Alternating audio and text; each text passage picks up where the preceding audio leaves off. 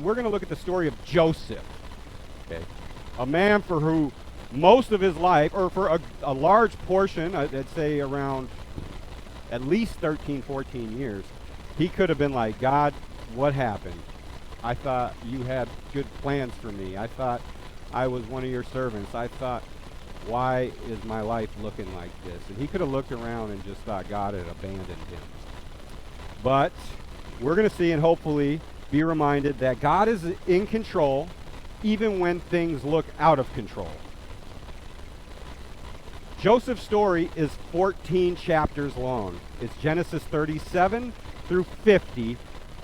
One of the chapters kind of goes off on a rabbit trail about one of his sons or one of his brothers. But basically 14 chapters. So I'm just going to read those 14 chapters, and then we're going to go home. And you're going to go, why are we paying this guy? No. I'm going to do like I've been trying to do, is just paint with broad strokes a survey of the life of Joseph. So give me some grace because it's a big story. I'm going to try to include the key elements that are needed for this message. Obviously, again, this could be a 12-week study. We're going to do it in 1.5 hour. All right. Joseph, his story ends the book of Genesis. His story ends it, and it shows the fulfillment of some promises of God, a big one, and it prepares us for the Exodus, another huge fulfillment of promise, and it shows us some patterns of how God works. Most importantly, and then there's a million little lessons we could learn from Joseph's life, but most importantly, I believe it shows us something about Jesus. See, Joseph was a type of the one to come. All scholars agree on that one. He was a type. He prefigured the Christ. And so we get a window into the Christ by studying this man's life so long ago. That's why I love doing this. You know, when Jesus was walking alongside, the day he resurrected from the grave, the third day, he pops up to these two guys walking on the road to Emmaus, and they're like heads down, and Jesus is like, hey, what's going on? They don't recognize Jesus. Somehow he's not recognizable by these guys, and he goes, hey, what's going on? Why are you in the dumps? And they're like, what are you guys? You're the only one that doesn't know what's going on? Jesus is dead. That we thought he was the Messiah. We thought he was the one to come and save us. And then Jesus starts talking to him. He's like, oh, you guys, you just don't get it. You didn't get it. I was going to have to suffer and die before all that took place. And it says he begins to take them through the scriptures, Moses and the prophets, and shows them how all things were pointing to him. And so Moses and the prophets. Moses is the book we're about to look at, Genesis. Moses is the first 5 books. So when it says Moses, he's talking about the Pentateuch. He's talking about this. And this week I was going, oh, this is before Moses. So Jesus couldn't have been talking about this pointing to him. Everybody, all the scholars got it wrong. And then I'm like, wait, no, Moses is the first 5 books of the Bible. And right then I was like, yes, okay, we're ready to preach this thing. So anyway, Jesus, and it says, as he told them about himself from the Old Testament, these men go, didn't our hearts burn within us as he unpacked the scriptures? What scriptures? The Old Testament, the scriptures we're looking at. So that's why it's just been really fun and exciting to look at Jesus through the lens of the Old Testament. As my brother said in our Bible study last week, all of the Old Testament looks forward to the cross, and all of the New Testament looks back at the cross.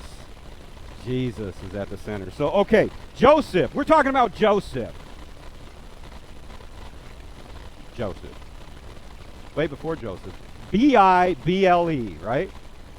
Books inside a book that lead us into eternity. Books inside a book.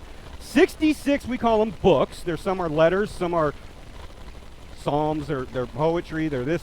66 books come together to make this one book, and these 66 stories or books, they a picture emerges. That's how we know it isn't a work of man. Because not only are there no contradictions, this thing's cohesive and draws us a picture of something so beautiful, so majestic, no man could do this. Not the way this thing was written. 66 books come together to make this book. This is a love letter to us. This is a book that causes us to fall in love with our God. So yes, basic instructions before leaving Earth. You've heard that acrostic. Yes, this is full of instruction. This is full of things to correct us. But it's more than that. It's also books that are inside of a book that are leading us into eternity. This is our partner walking us into eternity. It is helping us to understand the one whom this is all written about, Jesus. And as we learn of him, we fall in love with him. Joseph. But wait, there's more. I got a question for us. Do our personal trials and tribulations, the bad things that happen to us in life, do they seem to us to be meaningless random acts happening as a result of living in a bad and out of control world? Do the bad things that happen to us seem like random, and it's just a part of living in this broken, fallen, out of control world? Or do we see even the bad things that happen in our lives as happening precisely because there is a good God in control of all things, and he's working things together to make something awesome out of even our suffering, even the bad things that happen? He's still in control, and he's making something great. Yes, that would be the correct answer. As one scholar put it, Christ's experience of suffering followed by glory is a path all Christians must be willing or ready to follow. Christ's experience of suffering followed by glory is a path all Christians must be ready to follow. If we want the glory, we must be willing to suffer. Now, Paul said it like this: the Spirit himself, capital S, Holy Spirit himself testifies together with our spirit. We know that it's true, that we are God's children, and if children, also heirs, heirs of God and co-heirs with Christ, if indeed we suffer with him, Christ, so that we may also be glorified with him. Suffering, then glorification. That's the Christian path. Joseph was the 11th born of his son Jacob, or of his father Jacob. Jacob was Isaac's son, who was Abraham's son. Okay? Joseph was Jacob's 11th born to his favorite wife, Rachel. Remember, this is the Old Testament. This is back in the day. It was okay to have more than one wife, apparently. Remember, Paul hadn't written the New Testament teachings on marriage. Okay, this is long before. Oh, anyway, his favorite wife, Rachel. So there were two born of Rachel. Joseph was the oldest. As a result, he was Jacob's favorite kid. Favorite wife, firstborn, favorite kid. And as a result, he treated Joseph different than all the other brothers. Not cool. In fact, he gives Joseph this robe made of many colors. I mean, just singling him out as dad's favorite. He didn't read any of the child raising manuals, right? To make matters worse, Joseph is a dreamer, and he begins having these dreams, and in one of these dreams, he sees all of his family bowing down to him, symbolically, and instead of storing it away in his heart or putting it in his prayer journal, he goes and tells everybody about it. Hey, you guys are going to be bowing down to me one day. And so his brothers just despise him. Naturally, they just hate their brother. And one day, Jacob tells his son Joseph, hey, your brothers are out far away in a field working. I want you to go see what they're doing and bring back word. Joseph's like, okay, Dad. He goes out. His brothers see him coming, and a couple of them say, let's kill Joseph. And next thing you know, they're plotting on killing him. And Joseph shows up. That's not to say every brother in this circle was like, let's kill him. But it is to say that some were complacent. Some tried to speak out and come up with alternative means of what to do with them. But they plotted on how to kill him. And so when he gets there, they rip off his coat. They throw him in a pit. They're having a meal. He's down in a pit, a waterless pit. They're having a meal. And at some point, one of the brothers is like, let's sell him instead of killing him. We don't want blood on our hands. So they're like, some slave traders come by. They say, hey, you can have this guy right here for some silver. They give him silver for Joseph. Joseph goes into slavery and goes and gets into Egypt. He gets sold as a slave to a man named Potiphar. Potiphar is a wealthy man and has many servants, and he brings Joseph into his house. And all of a sudden, Potiphar notices, man, everything this guy Joseph does is really blessed, man. I'm going to put him in charge of my whole house. And so Potiphar puts Joseph above all the other servants, and he just puts him in the run of the house. And one day, Potiphar's wife notices Joseph. He's a handsome fella, and she makes several passes at him, attempts to get him to sleep with her, and he keeps pushing her back. No, no, no. One day she resorts to rape. She tries to pull him, and he runs, and as she was pulling on him, it like ripped part of his outfit, and so that she has that. Now she's ashamed. He ran out of the house righteously. She has it. She's ashamed. She's wicked. She says, that man tried to rape me. Joseph tried to rape me. Potiphar believes his wife. Potiphar has Joseph thrown into a dungeon, Pharaoh's jail, which is a dungeon. It would be the second pit of Joseph's life that he was thrown into. In that jail, everything Joseph does prospers. The warden notices. The warden says, I'm going to put this guy in control of the whole jail. And so Joseph rises up. He's in charge of everything. Two of Pharaoh's servants, his cupbearer and I believe his baker, get thrown into prison. Now Pharaoh is the ruler of Egypt. Two of his servants get thrown into prison. They have dreams while they're down there. Joseph interprets their dreams for them, and correctly, he says, hey, look, you're going to get your job back. You're going to die. And it happens. To the guy who is going to get his job back, he says, hey, when you get out of jail, remember me. I'm down here unjustly accused. I'm innocent. Don't forget about me. The guy gets out of jail, and like everybody who gets out of jail is like, I forgot all about you guys, and does his life. Then Pharaoh winds up having a dream like 2 years later.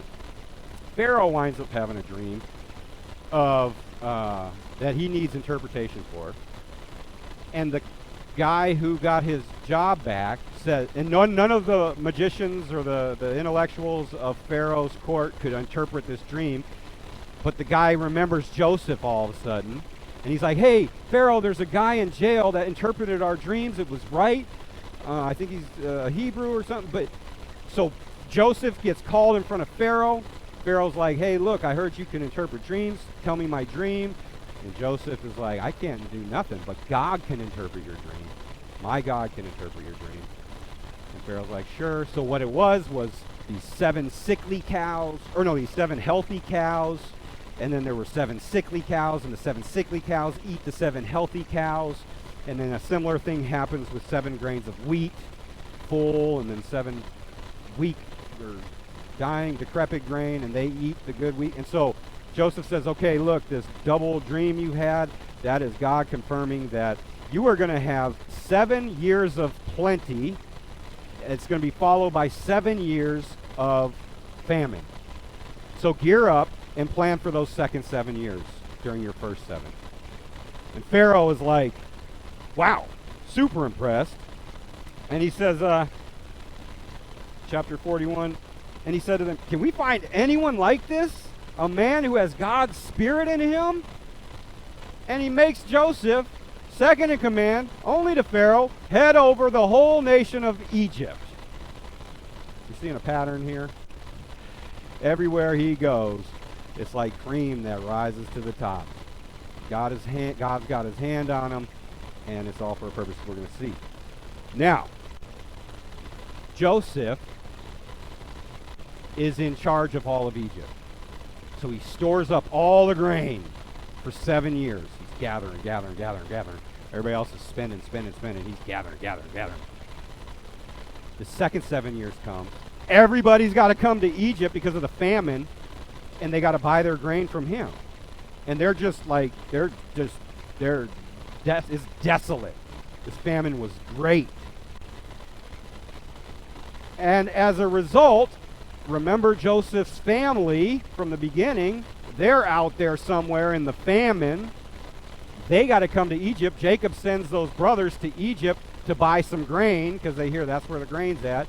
So his brothers come to Egypt. They're standing in front of Joseph, don't even recognize him. They just think he's some Egyptian ruler.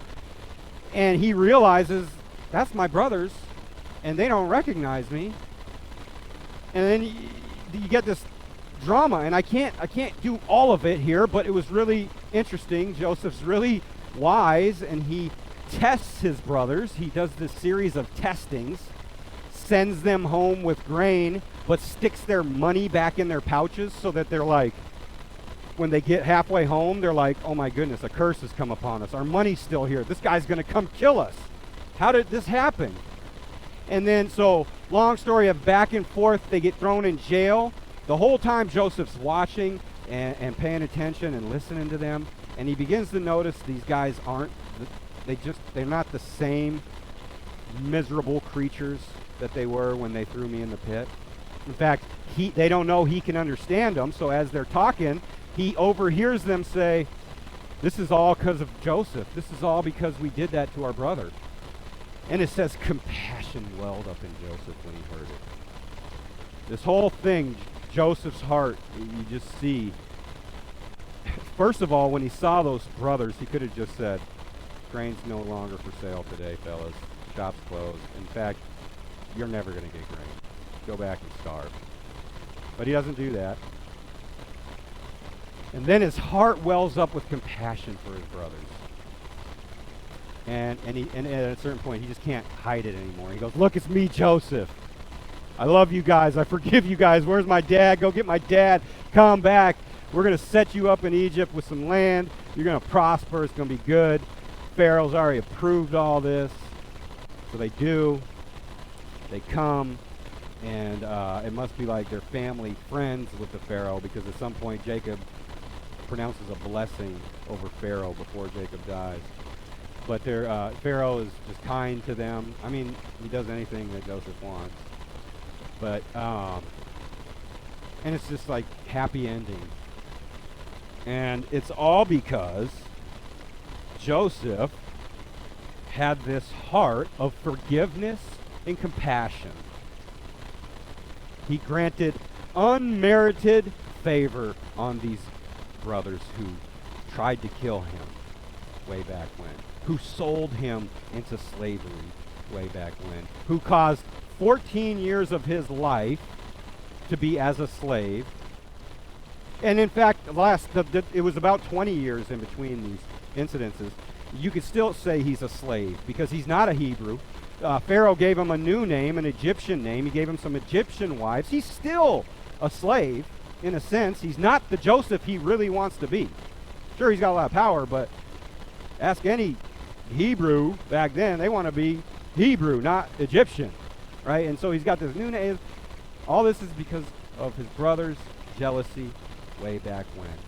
But yet, Joseph forgives him, blesses him. Then Jacob dies. They've got their land. in Egypt. Jacob dies, and the brothers are like, oh man, Joseph's going to seek his revenge now. He was just being kind to us because Dad was around. Now that Dad's dead, Joseph's going to get us. And so Joseph, they try to placate Joseph. Joseph's like, listen, you guys, it says to them, don't be afraid. Am I in the place of God? You planned evil against me. God planned it for good, to bring about the present result, the survival of many people. Therefore, don't be afraid. I will take care of you and your children. And he comforted them and spoke kindly to them.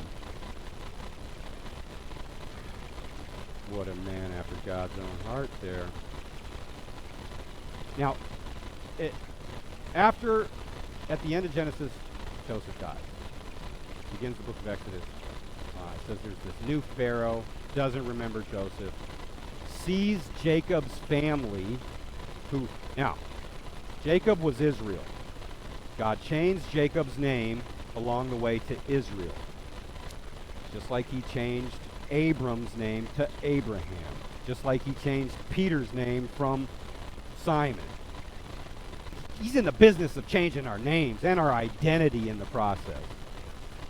And so the next book starts, and Jacob's kids, Israel's children, all those 12 brothers and their families and their families, are becoming so numerous that Egypt sees them in their country, the Pharaoh, and he's like, we got a problem here. They're just bursting at the seams. They're going to join with whatever next army comes to attack us and overtake us, and they're going to have power over us.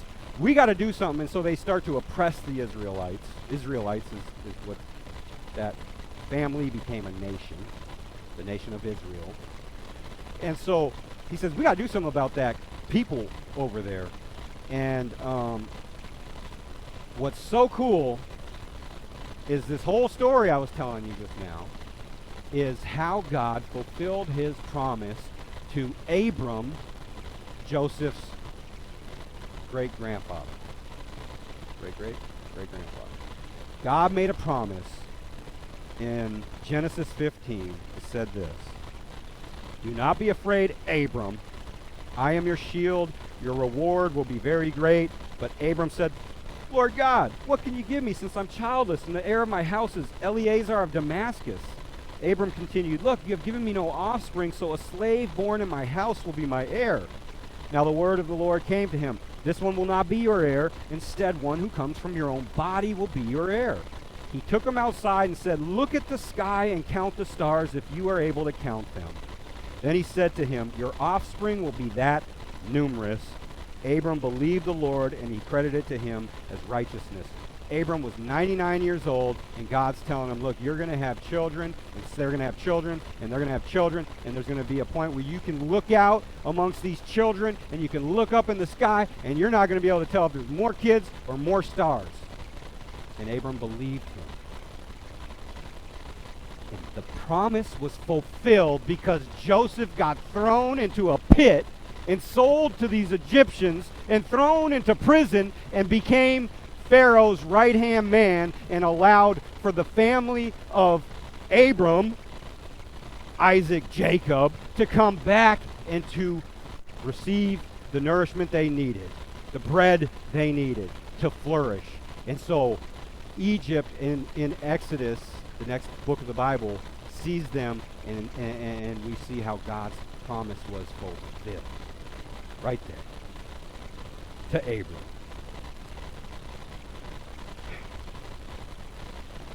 We see things as they are happening. We see things in hindsight. God knows the beginning from the end and calls out the things that are not yet into being. And we forget to trust him.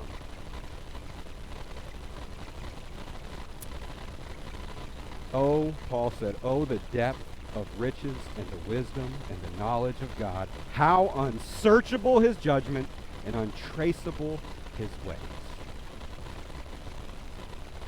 All right. It's amazing how God works. Now, the most important lesson, though, that we can draw from Joseph is how he points us to the Christ.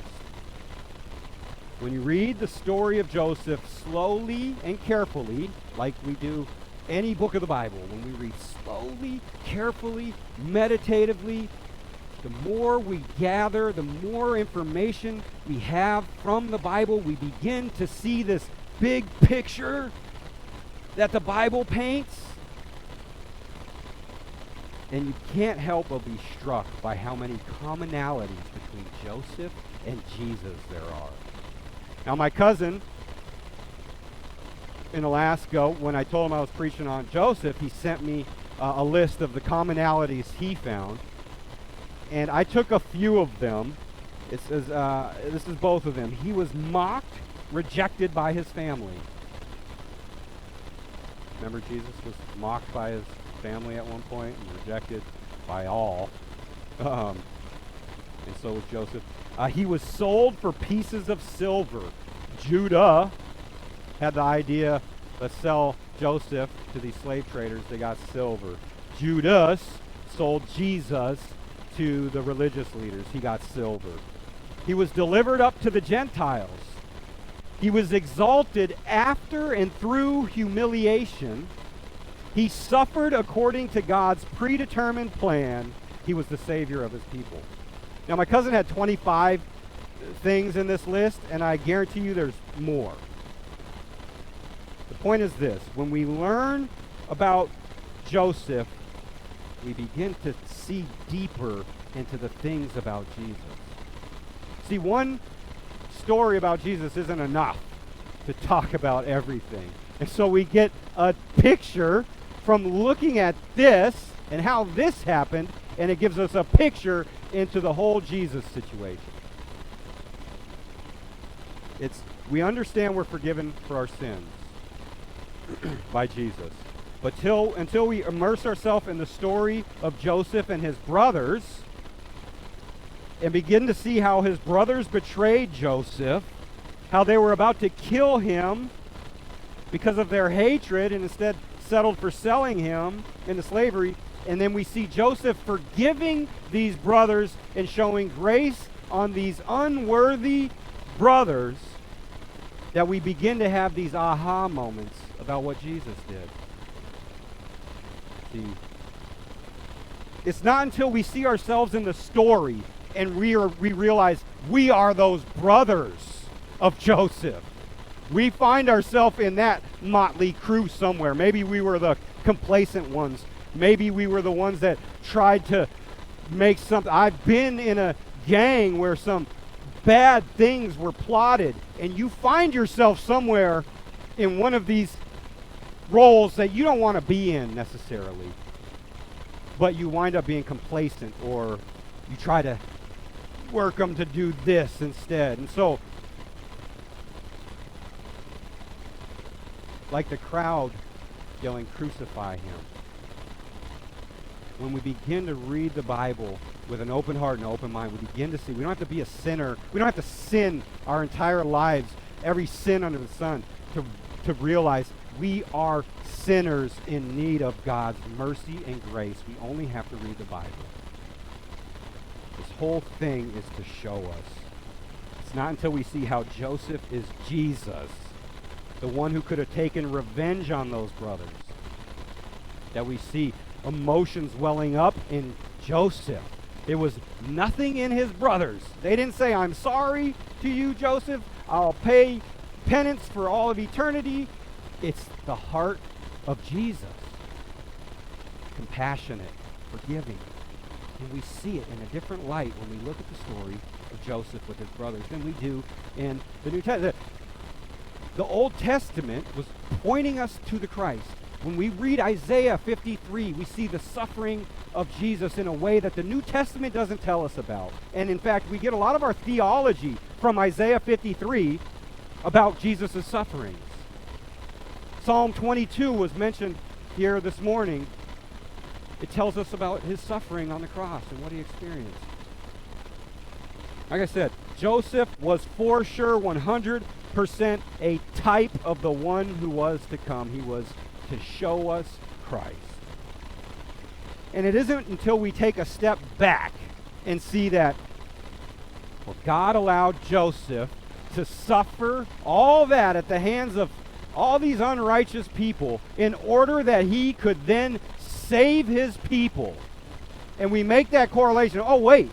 God sent forth his son Jesus, allowed him to suffer out of the hands of all these wicked people in order to save his people. And we go, wow, God, you were planning this from the beginning. Thank you, Jesus. That's why I say this whole book is pointing us to Jesus. The whole thing is a story about him. When we make it about us, and correction and what we're supposed to do and this and that, we can miss something. Yes, it's those things, but it's also something bigger. It's a story that's made for us to understand the one whom it is written about, and it's Jesus. And as we learn of these stories and as we get a greater understanding of what Jesus did, we fall in love with him.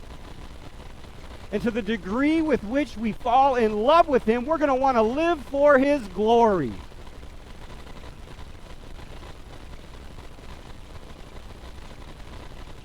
At the beginning I said, what if do our trials and tribulations seem to us to be meaningless, random acts happening as a result of living in a bad, out-of-control world? And you guys agreed. No, the bad things that happen in our lives are happening at precisely because there is a good God in control of all things and because he is bringing about something great out of even our sufferings. He's doing a mighty work, something that he's going to be praised for all of eternity. He's got a big plan he's working out, and it's a good one. Hang on. Stay strong. I don't know what you're going through. Maybe it's financial. Maybe it's health. Maybe you're stuck in a waiting pattern. Maybe it's something that's happening to someone you love. Hang on. Stay strong. God's ways are not our ways, but they're good ways. He is a good God, and everything he does is good. Now, suffering and then exaltation. That's the pattern Joseph set. That's the pattern Jesus set. That's the pattern every Christian must be ready to follow. Suffering, then exaltation, then glory. Peter said it like this. Therefore, since Christ suffered in the flesh, arm yourselves also with the same understanding, because the one who suffers in the flesh is finished with sin, in order to live the remaining time in the flesh no longer for human desires, but for God's will. When we're fighting against the flesh, when we're saying no to sin and it seems costly, that's when we know when we've gone from living for self to living for God's will. That's when we're exerting the energy that God has given to his people. That's when we're exercising our spiritual muscles, when we're going against the grain, not when we're just going with the flow. Not easy stuff, worth it in the end. Joseph's brothers knew their guilt. Before Joseph revealed who he was, he overheard them saying, "This is because of Joseph, guys. We had this coming." We know we're guilty. We have a sense of the guilt before a righteous God. We have this inner understanding that we're not perfect as we should be. We lose it. Because his brothers recognized their guilt, Joseph showed them mercy.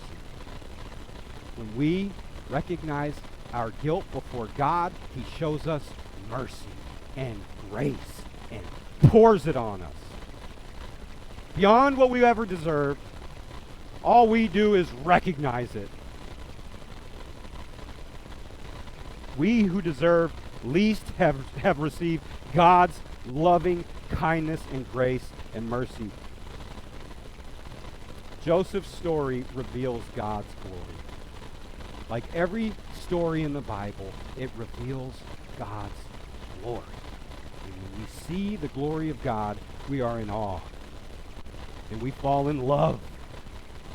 And as a result, we want to live for the glory of God. We want to live for God's will. To the degree with which the love of God reaches our hearts and sets our hearts on fire, to that degree we're going to want to live for God's glory.